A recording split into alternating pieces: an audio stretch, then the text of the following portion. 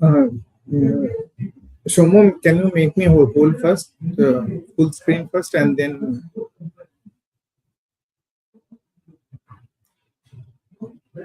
okay.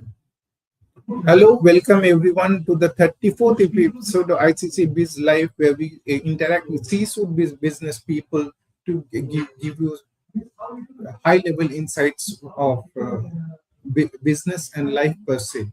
Today we have with us Madam Vishwapriya Iyer, our life coach and director and founder of Blue Minds Consulting.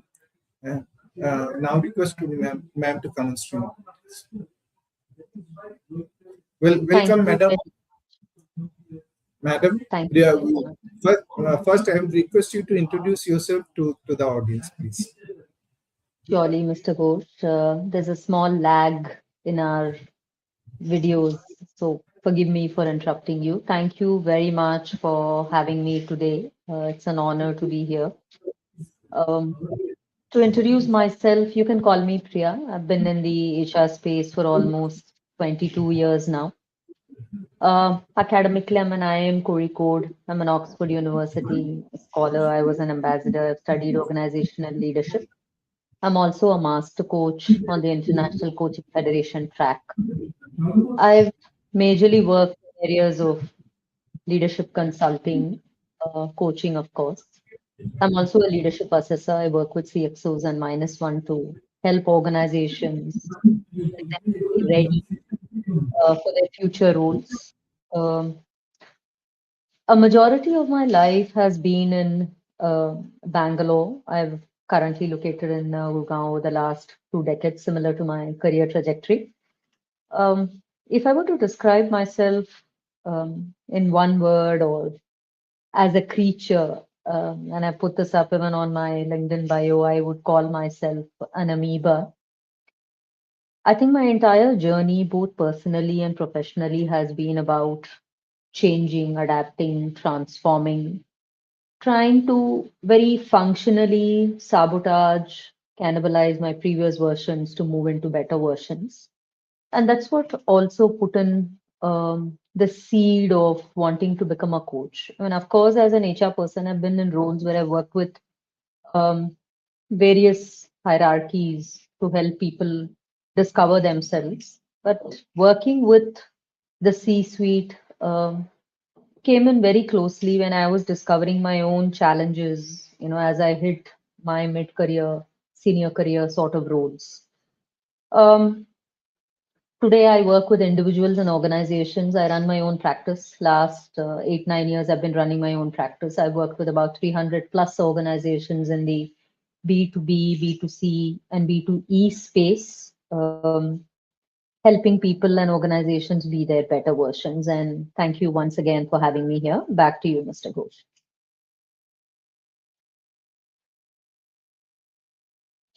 UK, great. Now, and also the kind of training and certifications you went through. If someone else wants to go through, I mean, what is the route?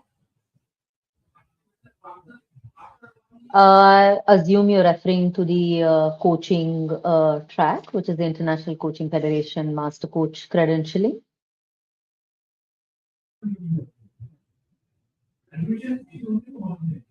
Yeah, Is that right? Of yeah, course, yeah. of course. Various stages of my career, I've tried to upskill. For example, work for a few years, then my program with IIM Code, then again a few years, then with Oxford, then the International Coaching Federation, which is one of the most renowned bodies across coaching in the world. Um, they have a trifold track.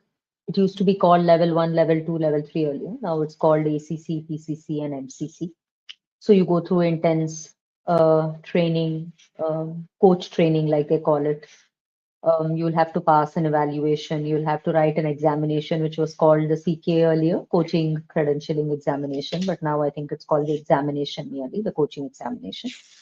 Um, Also, a very important aspect of qualifying to get to, in fact, a level 2 and a level 3 coaching credentialing is how many hours of coaching you actually had. I must have, coached both one-on-one and group almost 20,000, 25,000 hours through my entire career. So they are very stringent and very careful about how they move people through the track because they want to be able to build those skills in coaches, not just for today, but for future. So futuristic skills. So to answer your question, going through coach training, you should have enough coaching hours, you should have passed an examination, you have to submit your evaluation scripts, you will be mentored, you'll be given feedback, you have to be ready to change. I think more than just the credentialing exam, the entire coaching process for you to get to this stage is very cathartic, dear audience. You'll have to go through that change from within for you to be able to impact other coaches of yours, or even to get into the various levels of coaching. Thank you, Dr. Ghosh. Back to you. What inspired you to take up this path? That's such a lovely question. Thank you for that. I do believe most coaches, the ones who want to make an impact, both business wise and individual wise, are those who have a growth mindset, who want to improve systems, processes, businesses, mindsets.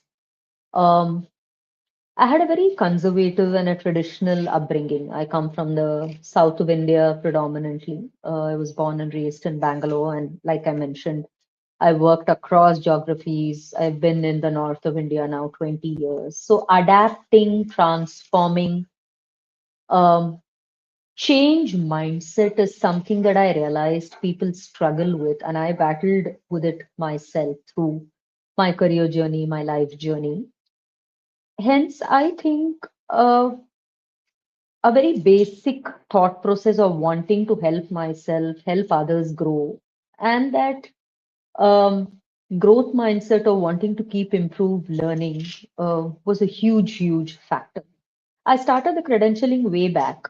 I think when it was launched, I did my foundation almost a decade or more ago because it was a work requirement. I was working with leaders and I wanted to understand how to coach and hold space and help them discover themselves better. And then who knew it would turn into a profession? And now look back and you ask me this question. I'm not very surprised I turned into a coach, especially someone working with leaders, because I wanted to study medicine and become a psychiatrist. So, in some form, I always was very interested in people and mindsets and what makes us behave the way they do, the way we do, our drivers, our motivators. So, that's been my journey, both self and I think to be able to help other people through my experiences.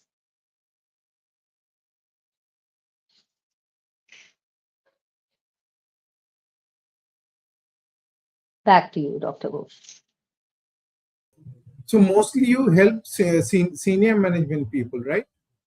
That's right. CXO and CXO minus one is what I do. Okay. Now, from the day I started my career, it has been this thought always was in my mind. How do they remain cool in the most awkward situations and work out solutions? I mean, I marveled, and it became my role model. Wherever, in fact, my job entry everywhere has been directly through the CEO. Because when I was doing my MBA, my professor told me that person at the top is different. So if you really want a plum job, write to the top and not write to HR, because HR will go by various protocols, Mm. and that is the way. And I had the fortune of interacting with various CEOs, and I really marveled at the way they kept their cool in the toughest of situations and found the solutions and took the company to put the company in growth path, including my present CEO. I really really I'm amazed by his temper. So now, so now I understand by talking to the their secret that they do take help from people like you, and so I mean, like everyone goes through stress points and need some help, counseling, psychological, psychiatrist, whatever.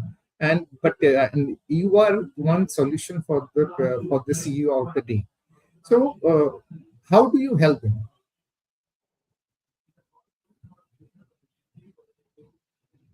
Uh, Uh, Thank you. in I in do hope. Yes, yes.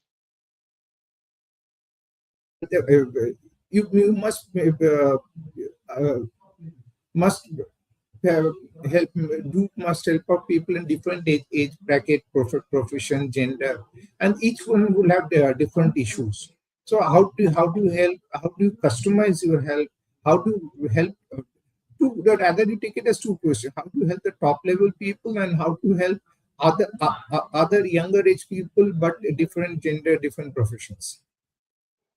Thank you for the question. And I was smiling when you spoke of how most of the leaders um, try to maintain calm. We don't have a choice. I think we are compelled to keep that. In fact, global research calls out calm under crisis as one of the top competencies for very senior board and C-suite roles, because ambiguity and situational adaptability is something that, in ambiguity, you have to handle it every other day and you have to keep adapting across different situations. You don't have a choice. Especially, it's very lonely at the top. Most of the leaders that I coach, I try not to regress into the past because that becomes a lot of psychology, therapy. We have doctors who do their jobs beautifully. We have psychologists. I have a lot of psychologists and psychiatric friends, psychiatrist friends who do a very empathetic, uh, who perform a very empathetic role, who do a very empathetic job in trying and helping these individuals. My focus is always the present and the future. And I hope I'm able to add value and I become a go-to, for all of them. That's how I've gotten to the hours that I have. Um, First is understanding what is the outcome they want to achieve. And invariably, leaders do have clarity. They might be a little hazy, but they do know these are the symptoms here, and this is what happens to me. Um, Typically, it could be around performance. Sometimes organizations reach out. So I do both group coaching and one-on-one coaching. Group coaching is across competencies: influencing, conflict management, situational leadership, design thinking, executive presence, executive impact is another. I also do one-on-one. Sometimes these are, Dr. Ghosh and dear audience, what we call an LDJ, a leadership development journey, wherein they start. There are diagnostics. We understand. We use scientific instruments, psychometrics to figure out what are their challenges. Sometimes they are very good individual achievers. And when someone is promoted from an individual to a senior member amidst the same audience, how are they really working with the rest of the team members? There could be conflicts. There could be some sort of tacit resistance from both sides because you emerged from within. Sometimes I work across CXOs who've come from different cultures and who've been planted for change very clearly in the organization from a different culture. So the organization is a different culture, the current setup, and they come in, like expats, so that there is diversity that is established. So one, through diagnostics, I try to understand what is their personality type, what are their preferences, what kind of an individual are they. So a very strength-based approach in coaching is critical. It's super critical because we all don't have, as human beings, we're all very unique. We all don't have all the competencies required. Some are innate, some are adaptive. You can develop some you can't. So you have to understand their own limitations, what you can promise, um, that you will put them on this sort of a journey. So what kind of promises are you making? So one is understanding what are their needs, what is the outcomes that they want to achieve. Two is profiling them, doing the diagnosis, the diagnostics, figuring out what are their real preferences and their types, and then customizing the program according to their outcomes. Also, three, I believe for a coach, adaptability, flexibility is very, very important. And some very credentialed global coaching organizations clearly advocate what we call holistic coaching. You're not coaching a problem, you're not trying to fix a problem. You're helping the individual look at an entire holistic context um, by helping them discover why do I behave this way? What is happening to me? An example that I can state is I was coaching a CFO for almost 4 months, a very senior CFO. He was doing very, very well. Pedigreed B school, global also, engineer, has a financial acumen, climbed through the echelons of his current organization through the ladder, very simple background, um, very driven, very gritty, never says no to learning, very strong. I want to keep moving through learning agility sort of a mindset. And then the organization went through a merger and he moved from managing the India subcontinent as a business to a different geography.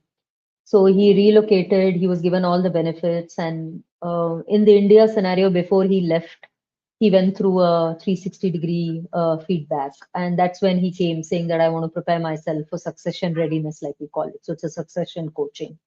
Um, Everything was fine. We worked on his zones, what he can improve. And then when he went back to another country, almost 9 months to 12 months later, he came back saying, in a very abrupt message saying, I'm completely being rogered in terms of the feedback that I have gotten, from a different set of stakeholders in a different geography.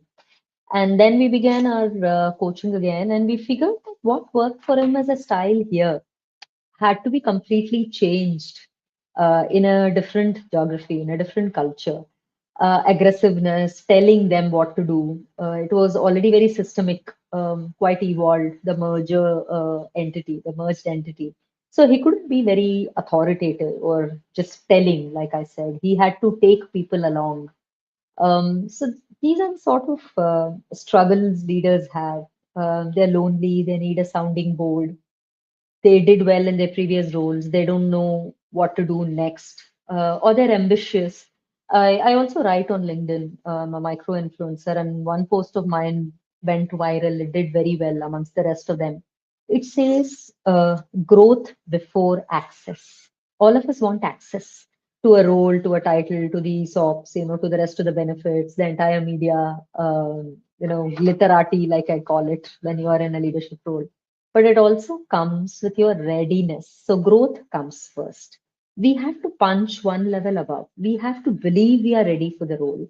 So limiting beliefs, my barriers, what did I not focus on? Another common concern that CXOs also come up with, Dr. Ghosh and their audience is they're not able to move from execution to strategic execution. So execution discipline exists. They've been doing their stuff very, very well. See, there are times in our life, like in our 20s, in our 30s, in our 40s, where you're first an individual contributor. And there is Dr. Ramcharan's very renowned book, amazingly researched, called Leadership Pipeline, also on this. I had the privilege and the honor of working with him. He's Jack Welch's coach, and he's such an accomplished individual. He talks of first how we end up becoming individual contributors. So he refers to leadership passages. Then we move into, if I remember right, managing people like individual contributors, then managing team leads, for example, then managing managers, then managing leaders. So this transitioning from executing and doing to actually moving into strategic discipline, thinking, how can I solve business problems? How can I impact the top line and the bottom line? How can I get out of this? Execution is important. Results are absolutely important. Profits, purpose, both matter. But how do we make that transition through our careers? So late 30s, so all genres is what I coach. Late 30s, very high achievers, to late 40s. I've recently had some amazing leadership work done around early 50s, absolute very senior CXOs also. So they come with very clear needs, either conscious or unconscious. And another thing that I must call out in a forum today that I have noticed that those leaders who are consistently successful in what they do are absolutely unashamed of receiving feedback and changing. So the more ego inside the room, the more they are crippled around their growth. And I see this visibly across leadership levels. That learning humility, that I don't know enough, I'm ready to change. That change readiness is a huge determinant of leadership growth.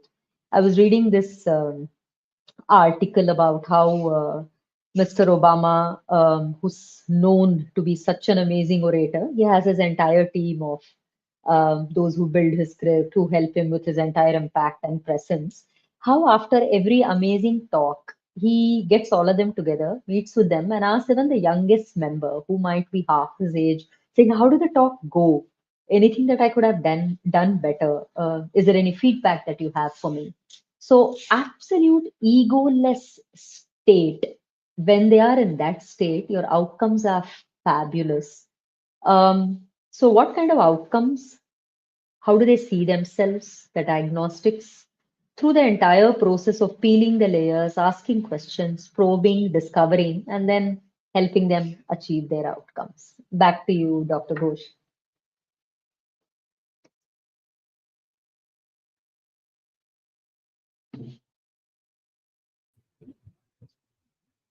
Wonderful. Two things I learned very much, very influential. Strategic discipline and unashamed of receiving feedback. The only way to success. I mean, really, it highly impacted me. Now, my next question is, what are the common challenges? Can you say your clients face some common challenges, or all the challenges are different?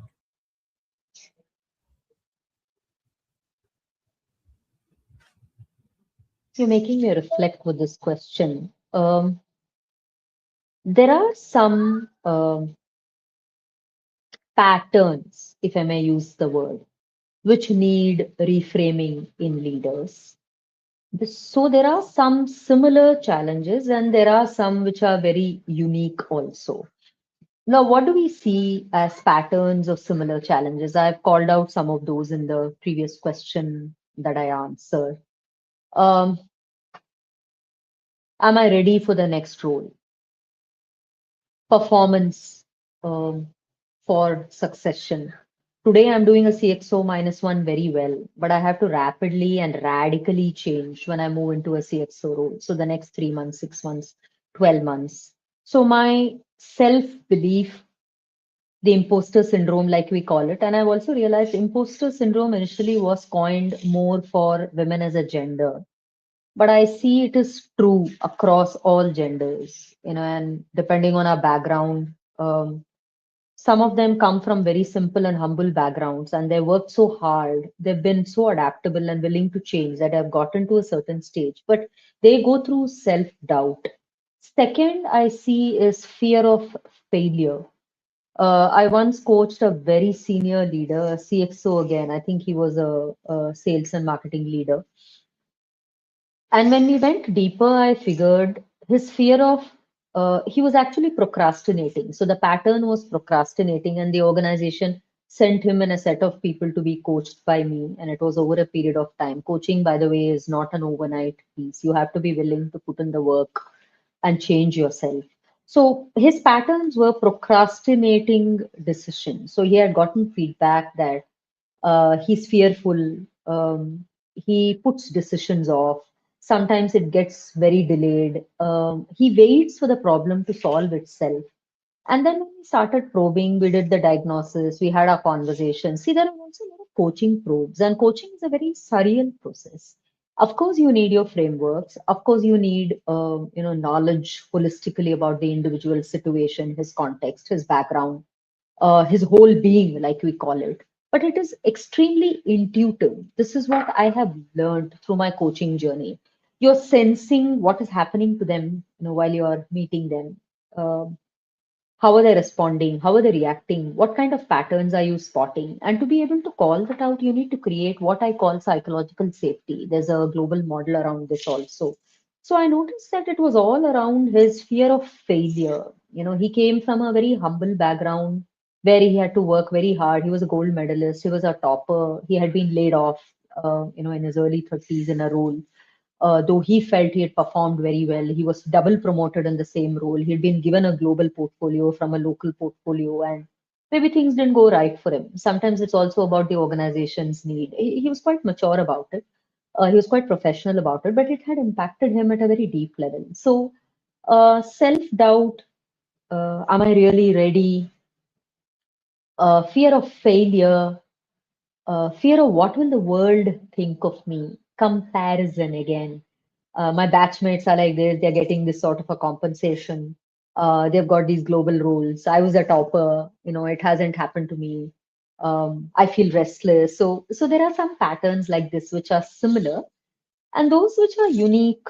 Um, I had one leader who had worked on himself through a stuttering childhood.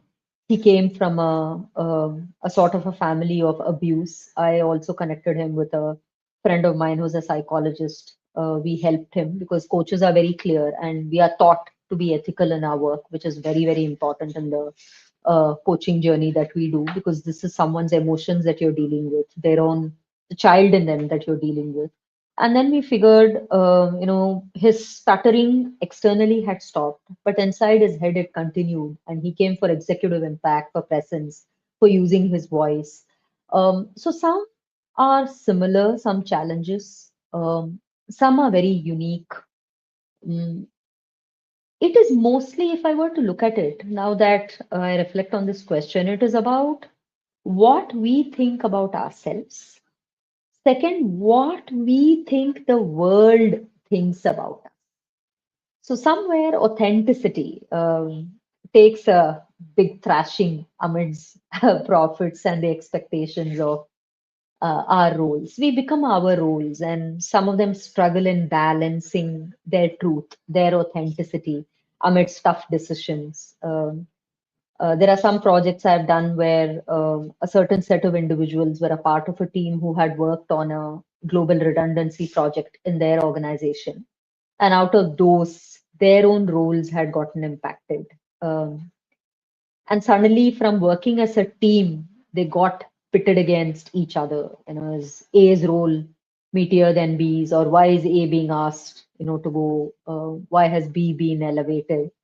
And then the organization decided to help them through what we call executive coaching. So there's life coaching, executive coaching, performance coaching, executive presence coaching. A lot of them come for habits coaching, leadership coaching, where they want to just improve the way they function as leaders. So I think there are similarities and there are also unique struggles. I do believe uh, we humans are very unique. Our experiences, our backgrounds, our pains, our aches, our wounds are all very unique. And this invariably shows up very visibly in the workplace. What we are personally and what we are at the workplace is rarely different. Back to you, Dr. Ghosh. Thank you for this question.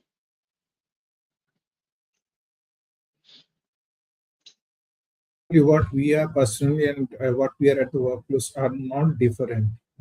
And honestly speaking, I too have fear of failure, but I surrender myself to God. Saying Wow. that, understanding that fear, I don't have a coach like you. I just surrender to God God and is say, your coach here. God is your coach. I said that, okay, if you are giving me failure now, I hope, I trust you, that is for good of me, and you will give me some success, maybe at a later date. But maybe you're giving me what is best for me.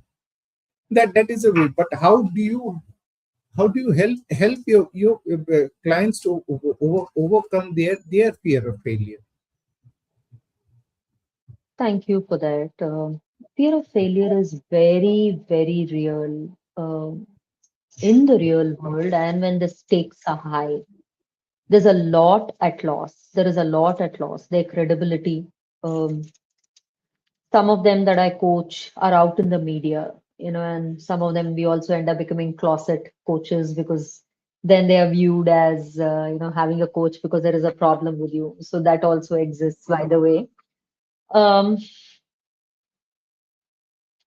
One is listening. Um, Second is helping them identify what is the root of their thought process, why they're thinking this way. Three is by building trust. You cannot make progress if you don't receive them in totality. If you don't build trust, if you don't provide that safe space, I generally try not to offer solutions. And as credentialed coaches, we help them in discovery and not telling. But sometimes the business world that we all live in wants outcomes. And especially if they are B2B, they want to see outcomes. This is the bar, this is how we want the delta to move. So then you end up offering solutions. For example, if it is a succession readiness or it is restructuring, then you help them through the entire project plan. When does he or she as a coachee focus on what, how to go about redesigning their entire structure, making a skill matrix with their own team members, identifying their team members strengths, challenges. If they come with challenges around, currently my team is red, I want to move it to green, getting into what I call the core. So you have the core problem. There are many angles to it. How are the finances looking for the team? Who's performing? Do you have an operational efficiency matrix? Are you capturing their utilization? Do you know how the gross margin, resources, what kind of numbers, metrics, costs are involved? So you help them look at a very what I call a business charter, depending on the kind of concerns they come up with. Sometimes they're very technical in coaching. You have to adopt frameworks, matrices, models, guide them through that. Sometimes it can be their own, softer aspect. So you need to be able to move as a coach, which is why I think business coaching has garnered a lot of importance. My work is majorly executive and business coaching because they want to be successful in what they do from a business perspective. Hence, most of the good coaches, like I call them, and you should not be saying good or bad, but if you're successful at what you do, if you're good at what you do, then it shows they have an understanding. They're tenured. They have an understanding of the entire business cycle, how we hire, how we train, how do numbers work, how does the sales team actually function, where are the loopholes, where are the gaps, why are systems not built here, how can processes be improved. So you need to develop a very systemic thinking as a coach, especially if you're working with senior leaders, because they don't have time to be wishy-washy. They are very direct. They just don't have the bandwidth. So you have to be very focused and you have to be able to give them that sort of a guidance and maneuvering in a direction which makes them find value so that they can take something away from the entire relationship. So helping them through both the technical and the non-technical aspects, um, guiding them through their entire business model if required. The entire consulting element also comes in when you're performing. There obviously coaching and consulting become two different tenets, but that also comes in where you're providing business solutions to their problems. I hope that answers your question, Dr. Ghosh. Back to you.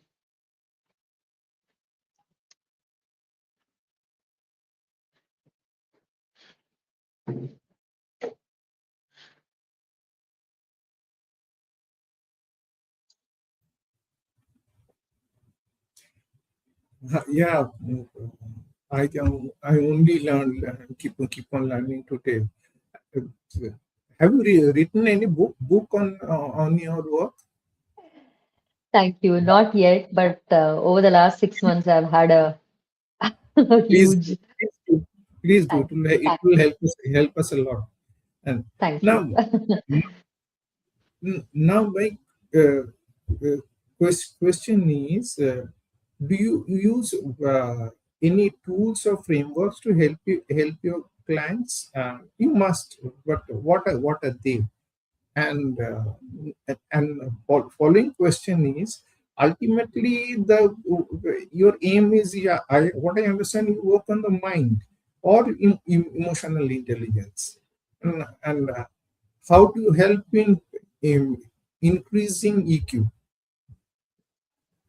Ah, so one, I'm writing down your question is around the tools I use, and second is how to improve EQ. Oh, EQ is a tough one. I'll get to that in the same order. I'm a very tools and a framework person, and especially if you're working with leaders, you need to have scientifically calibrated tools. They don't have, like I said, the patience for gibberish and nonsense. They want to be able to see. So tools could be psychometrics. If I'm assessing, then very strong business cases, role plays, group activities. We use a lot of simulations also. If this is group coaching, simulations where they are performing a physical activity in a room and you're evaluating them on very clear competencies. There are different forms of simulations also today, where it can be virtual, where it can be physical. But a scientific calibration is very, very important for me, through the coaching experiences that I tend or I wish to offer to my coaches. Um, Other tools could also be some of the tools we advocate. So, of course, there are frameworks like you use a listening framework, you use a David Kolb, you use an Otto Scharmer, you use Lassie. So, there are many of those frameworks. I don't want to jargonize this for our audience, but somewhere ensuring you customize the approach to each coachee, I think, is critical. There have been coaching sessions which have, kind of driven outcomes for me without using any of, or too many of these models or frameworks, because you have to dummy it down to the level of the coachee. And we're all at different stages of our lives, different stages of our soul journeys, our business journeys, our spiritual journeys. So you have to be able to adapt to that. Um, Lot of questions. For example, I also use the ORID model, which is called ORID, where you give them specific questions. Pre-work is given, a core purpose statement is given, value statement is given. So depending on the challenges that they are currently facing, a questionnaire, a tool in terms of self-evaluation, 360-degree feedback can be used. Investors, board level. We use psychometric tools, like I mentioned, from a Hogan to a Belbin, to SHL. I'm certified on some of these tools myself, so that also comes in handy. You can't have the outcomes that you wish to drive, especially when you're working with leadership, without anything which is scientifically calibrated. Otherwise, it's all going to be, like I said, wishy-washy for them. They need to see value. Um, that's on the tools and how to build EQ. Emotional intelligence and emotional quotient, by far, dear audience, has become a huge game changer. Regulating your emotions. Very successful leaders have seen a pattern, know when to lose their cool, when to demonstrate like they've lost their shirt, or when to hold it in. So feedbacking, self-regulation, emotions management, social awareness, situational self-awareness is again a very strong competency for leaders to do well, and it is benchmarked also globally today. Um, I do believe, and I know this is old school of thought. Many of my thoughts are old school. I do very strongly believe that emotional intelligence in some form is innate. Empathy, compassion, being able to give tough feedback without disrespecting the other person and yet achieving the organizational objectives. Um, so, emotional awareness, I do think, is innate to a large extent.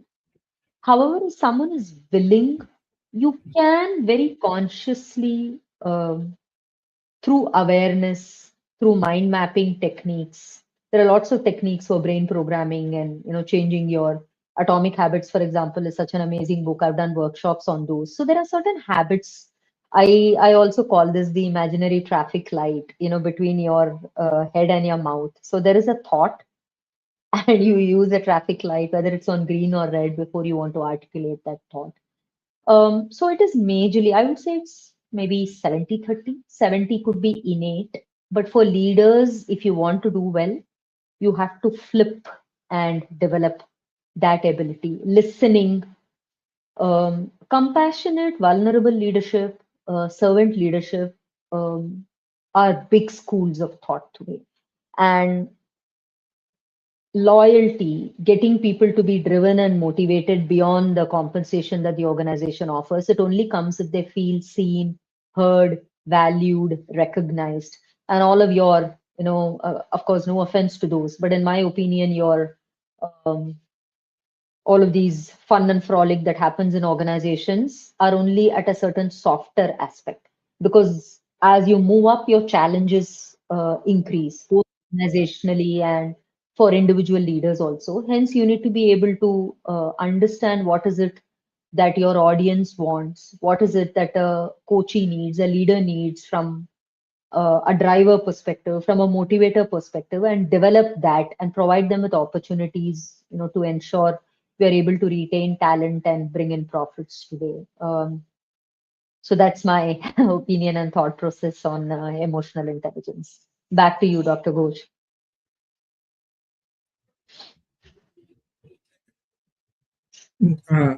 I would, in my past, I have seen one people keeping his problems to himself and not opening up. And I really failed to help that person rise in career. And in one person who opened up, I really could take care of the pain points. So, have you ever faced such situation where people are not willing to open up, even though they contacted you and engaged you professionally, or not so? Definitely, yes. I think we are all painted with different brushes. Definitely, yes. I have invariably an unconscious ability. I think it is also a gift, and I take my role very seriously, to be able to help people get out of their shells. However, there have been instances. There is something we call CQ, coachability quotient. Not everyone is coachable. There have been situations where the progress has been slower, or there have been challenges. Ego comes in from their end, defensiveness, not willing to do the work, expecting the coach, to do everything. You have to travel the path with the coach, right? The coach can only do as much. Like they say, you can take the horse to the pond, but the horse got to drink water. So yes, I've had situations like that. I've also had situations where I have felt I could have done this better, I could have done that better. But there have been, thanks to the universe, few and far in between. Because I feel if you're able to adapt your approach and you're able to naturally bring in safety for them to trust you, listening. Most of the conversations, I feel, if people are heard initially, you develop that psychological safety, psych safety space. So yes, there have been, all kinds of situations, but I'm grateful there have been few and far in between, depending on how willing to adapt and change I have been, and of course, the coachee has been. Back to you. Now, again, a very big learning point for me is, now I would like to share my personal family point. I tell my children that everything, don't bring all your thoughts to your mouth. Uh, uh, what I learned is, do not react, respond. And that I have seen my CEO also. He will never give an instant. He will think about it and respond after a few days. And the response is always the one of the best. So I tried, but yes, and another factor you said, the trust factor. Yes, Where you have the trust factor, you can open up, and where you do not have trust, please don't open up. I tell my children, am I right or am I wrong? What do you think? That's very, very good advice. Two things for me from what you mentioned. One is practicing the pause, um, pausing, slowing down. Um, I encourage a lot of my leadership coaches to develop a framework where one is these are my routine business as usual decisions. So go with it, delegate that, do that. The others where risks are involved, you need to get into details, you need to understand numbers a little more. It has consequences, it has impact. Then take time. So practicing the pause by stepping back is absolutely a superpower. And to your advice to your children, definitely good advice. I think trust is important, and trust is also developed. There is also Dr. Francis Fair's model of trust. He talks about, if I remember right, logic, authenticity, and empathy. He says that trust comes in when you feel seen, you feel someone is being empathetic towards you, and then you're able to present data, you feel understood, and there is an opportunity for you to show up fully, to be authentic. Um, I do think trust is not something that you can easily develop with people. Some of them do it beautifully, and I'm blessed I'm able to do that. Lots of my coaches, even through the years, even after the assignment has finished, remain in touch, continue to be friends. There is that space that is developed, but that comes in only when you allow yourself to travel into that vulnerable spot. So, for children specifically in your context, they should have enough data. And today I work with my son himself is close to 18. I work with a lot of youth, not as much as leaders, but with the youth also. We need to be able to teach them discernment. Look for data, look for logic, listen to your intuition. So I think it's a combination of all of those. So it's good advice, and especially around safety for them. Um, Physical safety, given the world that we are living in, also everything that youngsters go through. You need to look for enough data to be able to decide whether you want to trust someone or not. For leaders, I think it is mostly what competencies their team members demonstrate, what numbers show, what are your metrics really proving, what are the measurements that you're using, and that has to be validated and reaffirmed enough for you to be able to trust. So I think it depends on your life stage. It could be logic driven, it could be empathy driven, it could be authenticity driven. So that's good advice for your children. I hope they benefited from it.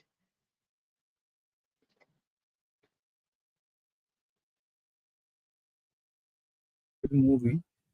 uh, Shah Rukh Khan said in the movie Dear Zindagi, whenever people have, अगर शरीर का किसी अंग का कोई कोई problem होता है, लोग डॉक्टर से बात करते हैं, लेकिन अगर दिमाग का कुछ प्रॉब्लम हो, सिर्फ आप शट हो जाता है, ऐसे दिमाग शरीर का हिस्सा ही नहीं है. I mean, it is so very true. I have felt, but mm, uh, hearing from you, I think this is for intelligent people, for C-level people. They do not keep shut. They do open up to people like you. Something that I've also noticed as a pattern in very senior successful leaders is a bright mind, an overthinking mind. And too much intelligence also means you're constantly it's running. You can't shut it. All the tabs are open. You're constantly evaluating, reevaluating.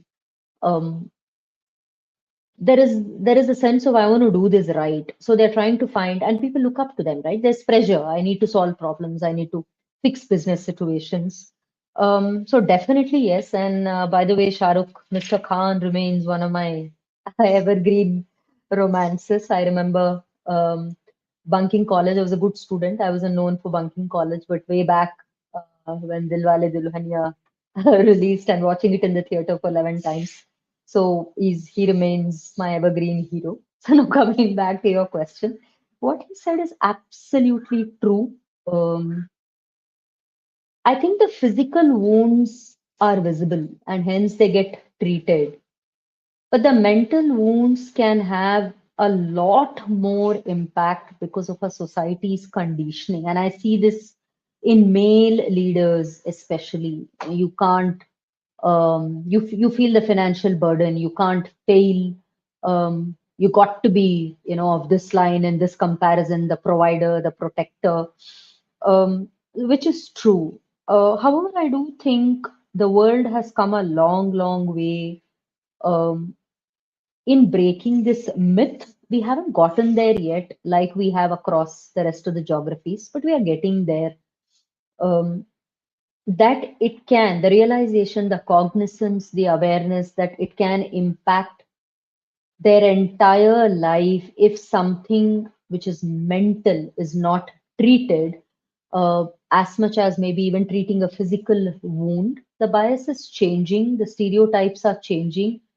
It will take a while. The shift will take a while, but I would say I have a lot of coaches, a lot of my friends who are psychologists and psychiatrists who are clearly they are spotting. So they are seeing individuals reaching out to them, wanting to work on their own mental health. And especially after the pandemic, I think it's garnered a lot of importance.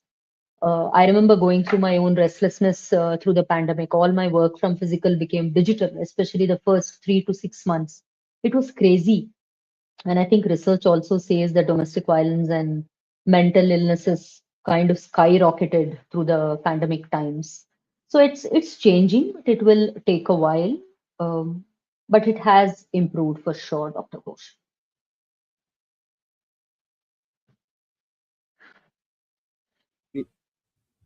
And now I'll open the floor. There are some questions are coming. People are attracted by this conversation. In the meantime, I have two more questions for you. One Hmm. is, how do you measure progress? If you can say somebody has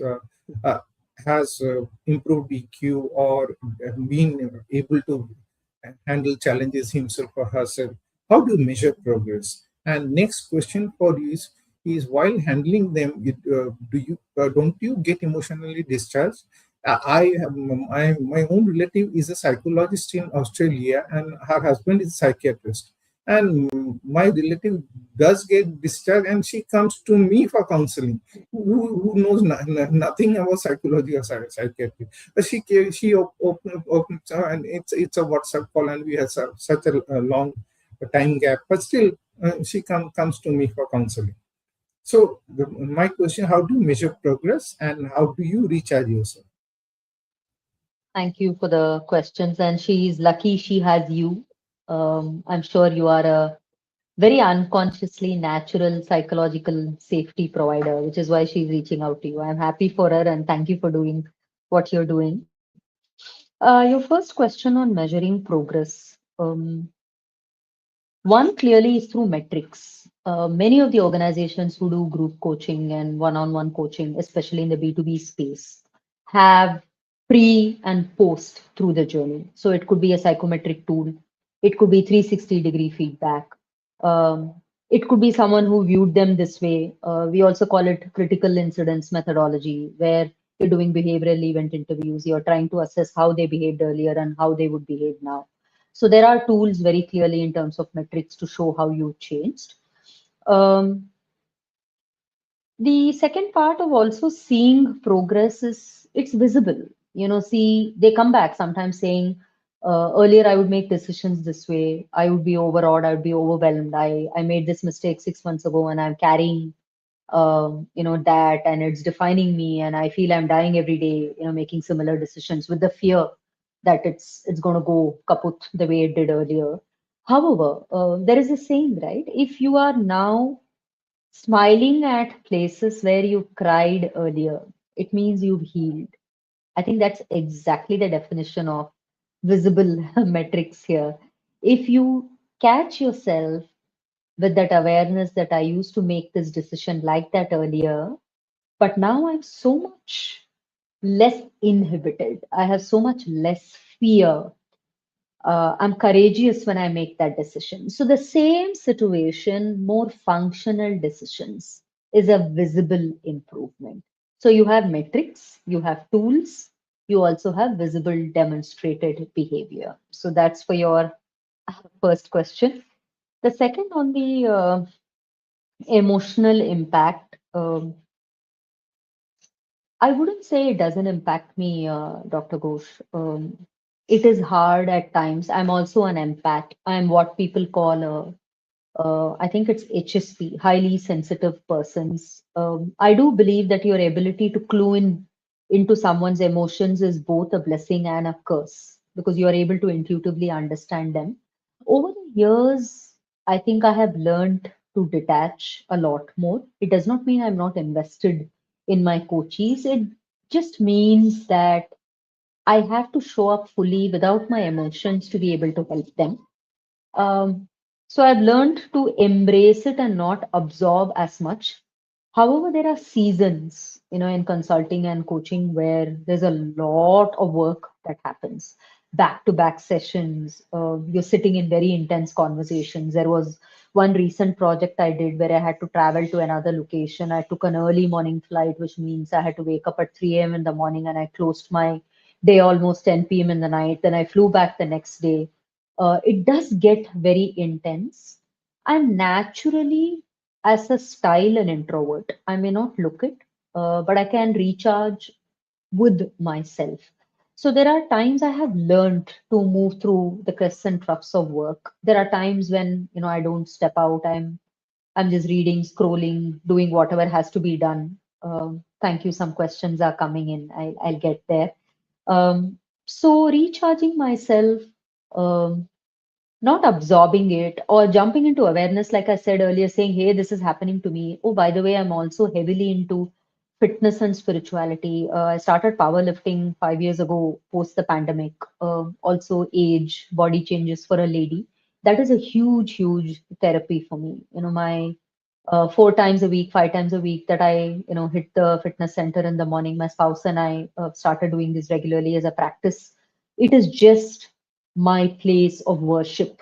I recalibrate, I recharge, I think. There are times I've felt with an intense deadlift move that I have my emotions surging.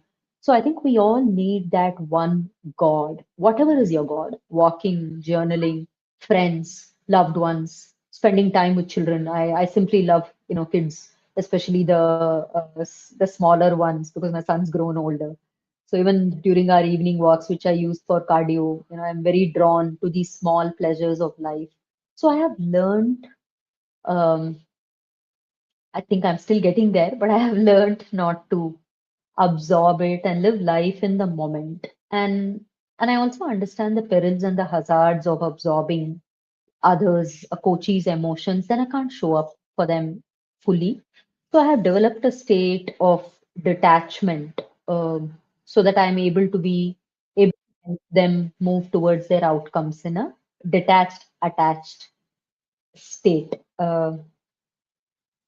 Yeah, so spirituality again. I'm not into any religion, though I come from an extremely, like I said, a traditional and a religious family.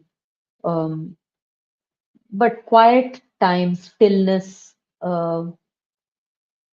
a sort of slowing down when work is not very busy, spending time with myself. Um, I do a lot of scrolling. Lots of people tell me social media, I'm hooked onto it. It's negative. It's become a fixation. I think no.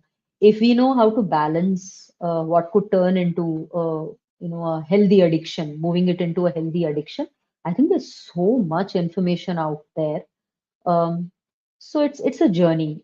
Uh, I've gotten to where I have through all the pains and the aches and the hard work and the sleeplessness. I'm also a anxious person naturally because that's where my solutions arrive.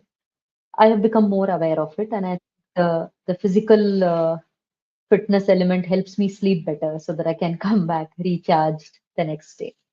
Thank you, Dr. Bush. Back to you.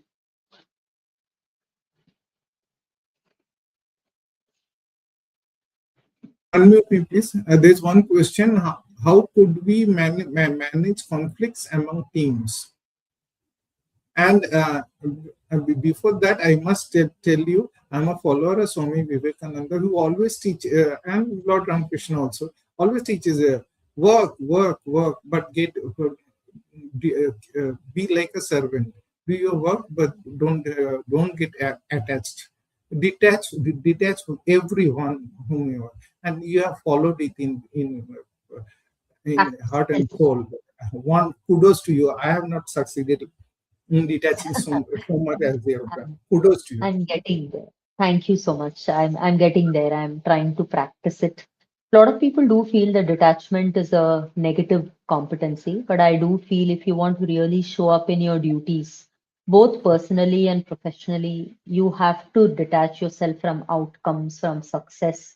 I very strongly believe there is no success or failure. There is no win or loss. You either do it well or there is learning. There are so many things, so many situations through my career, especially in the initial years of my career, where I've bungled up, I've deleted, Excel sheets impulsively at a click of a button. I'm not advocating this for any of our audiences, but I've been, in that journey. I've traveled that path from a impulsive, fast speaker to slowing down to thinking better, to developing more awareness about what is happening to me. So it's a journey, and I wish all members of our audience get successful in their journey. But thank you for the note on detachment, and I'm happy to hear that Swami Vivekananda Yes, also advocates something similar. how the question was, how could we manage conflicts among teams? Yes, yes. And after that, we Um, will have we exceeded our time. sure, sure, absolutely. And Um, if people want to connect with you in future, can you share your mail ID or Please MBO do. website? My mail ID also, and also my Website? LinkedIn ID. Absolutely. I Yes. get a truckload of inbox messages every day, and I do that for a living. Happy to help them, both B2C and B2B also, please. Can Okay. I handle this question for now? Are you okay with that? Sure. Sure. Sure. Please. How managing Uh, conflicts? Yes. Sure. There is a framework. There is a famous, renowned, researched framework also called Patrick Lencioni is the management guru and the principal leader here, called Five Dysfunctions of a Team. So conflicts arise and teams break down because of some reasons. One, for example, could be ego, defensiveness, vulnerability, trust is an issue. You don't have a psychological safe space. Expertise is missing. So I think in a situation like this, the first problem that needs to be solved is understanding why these conflicts are even arising in the same place. Is it a functional attribute? Some expertise is lacking. Is it about people being very different, tolerance becoming a challenge? Are your value systems of team performance, of collaboration, your leadership principles accurate? For example, I run, my own practice now. I've got a bunch of lovely team members.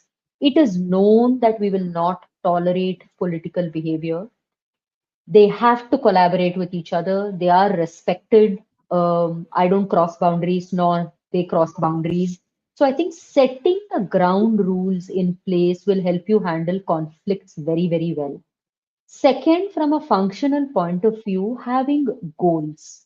Conflicts arise when Priya is in Dr. Ghosh's, span of control, or he is in her line of work.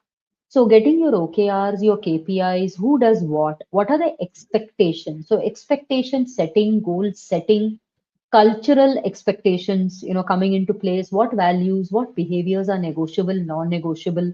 These have to be set very, very clearly. In fact, a lot of work that we do as an organization is into culture building, where trust for teams, conflicts for teams, collaborations for teams, they're not talking to each other, too many silos, there is arrogance, they can't work with each other. So all of these lead to conflicts. So at a softer aspect, setting these ground rules, at a technical functional aspect, getting your goals and expectations set helps conflicts immensely. Another tip for the audience who asked this question, feedbacking. The moment you notice something is not in line with what you've set as a ground rule, please do not wait.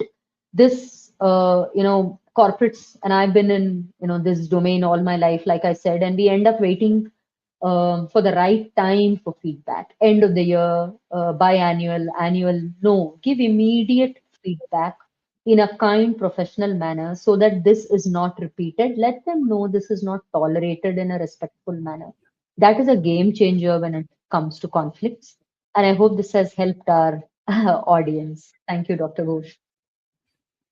Thank you, ma'am. Now we have to end the conversation for the day. Thank you. Most Lovely. welcome. Thank you very much. Thank you. And thanks to you, your team, and our audience. Hope to stay in touch and help you all become better versions and also build better organizations, which is what we need.